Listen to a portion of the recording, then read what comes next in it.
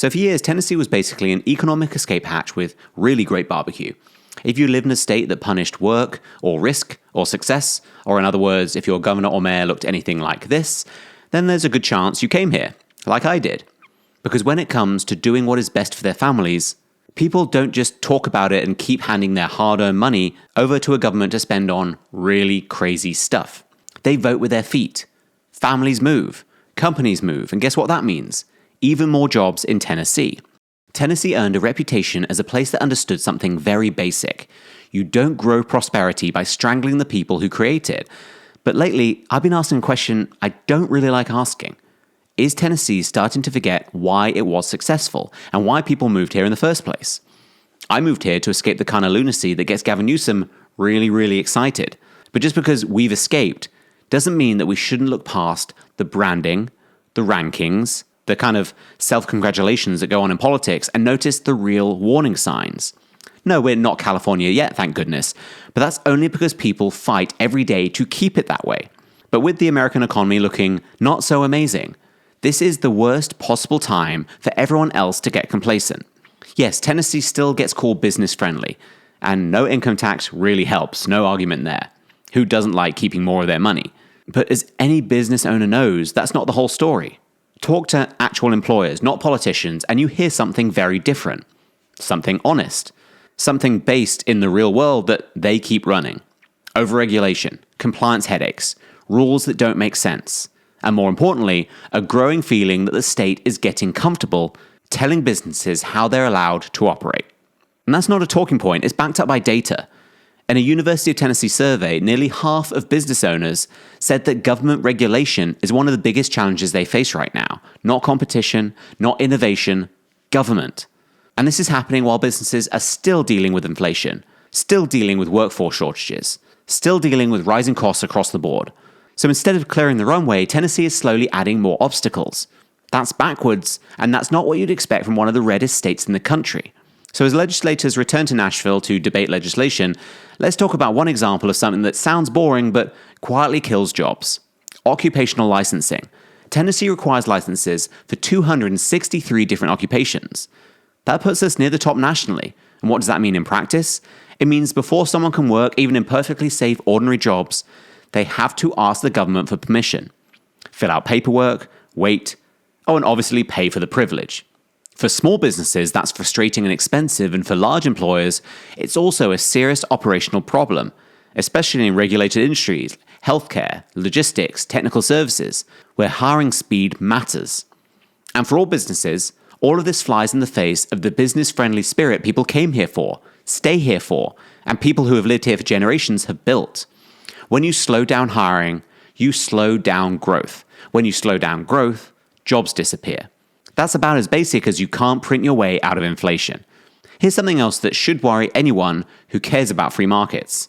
The state increasingly targeting specific industries for heavier regulation. Agriculture, tech platforms, online marketplaces, healthcare. Instead of neutral rules applied evenly, we're seeing lawmakers step in and micromanage entire sectors. That's not conservative governance. That's central planning with better branding. When the government decides which business models are acceptable, innovation suffers and investment slows. The message to employers is clear.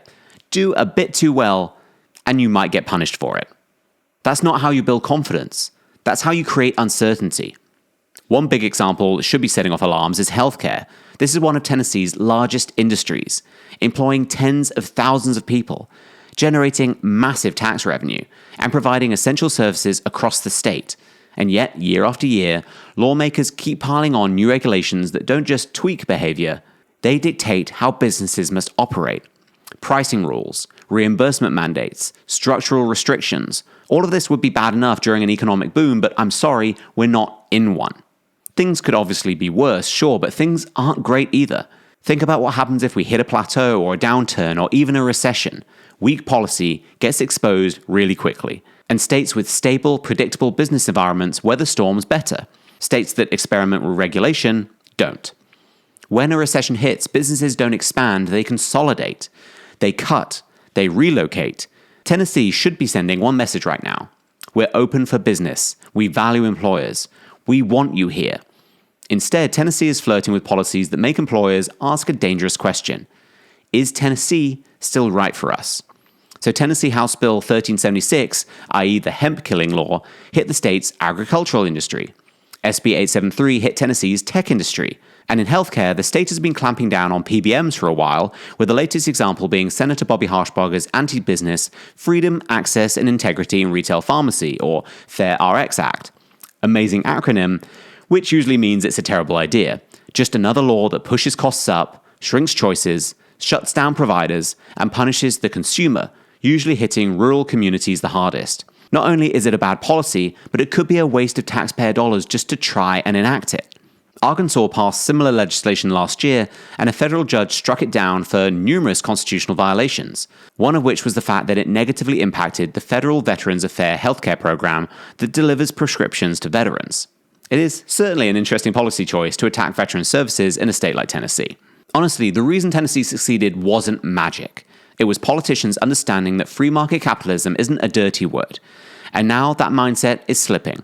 And if Tennessee keeps drifting towards regulation-first thinking, it will lose the very edge that makes it special.